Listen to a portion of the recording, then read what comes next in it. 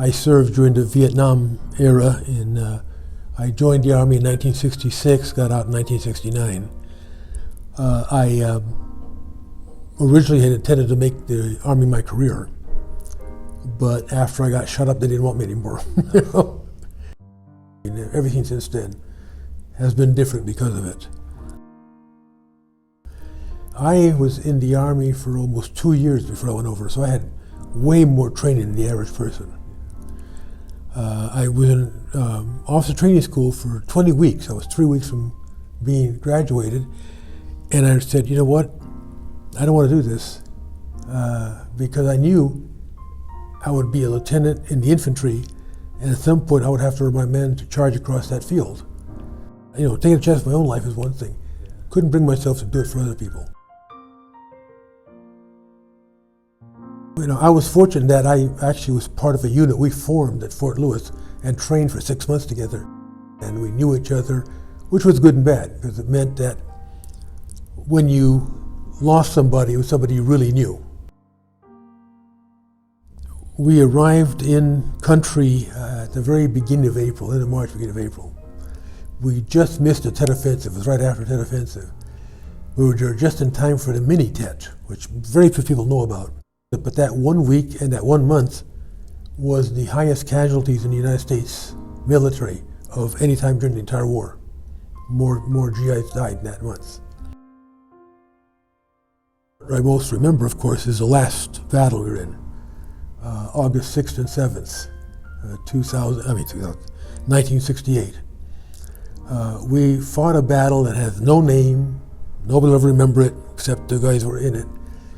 Our lieutenant had to order us to line up and charge across the field into a bunker with machine guns, and made it about probably 3/4 of the way across.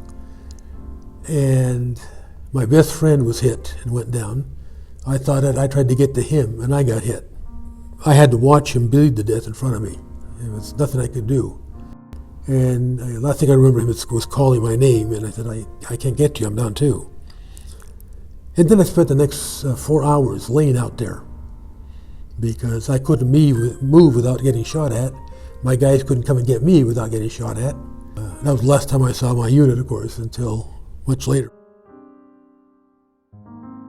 I came out of the Army, I was already 80% disabled. I'm now 100% disabled. But I lived what I considered a very normal life. I was fortunate. I had a good supportive family. Went back to college, got my degree.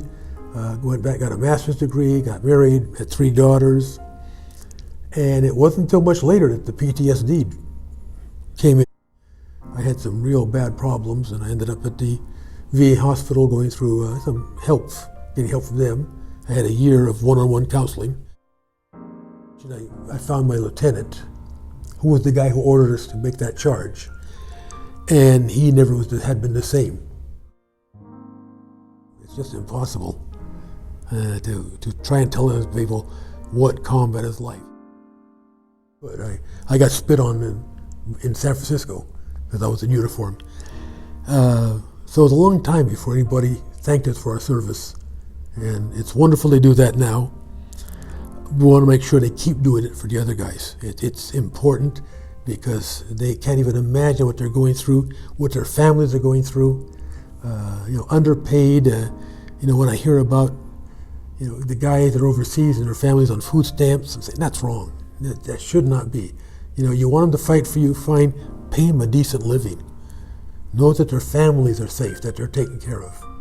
So we keep telling our stories just for that reason. Because they deserve it. They need it.